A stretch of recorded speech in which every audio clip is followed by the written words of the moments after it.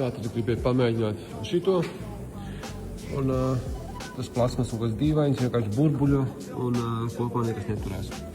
Tā kā uztaisīt caurumiņus, savilkt savilcējiem un māsās līmēt uzreiz ar līmu un sietu.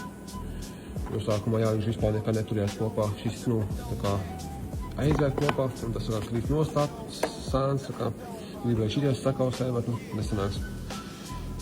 Un tad ir tāds variants, uzreiz pataisno ar līmi un sietu.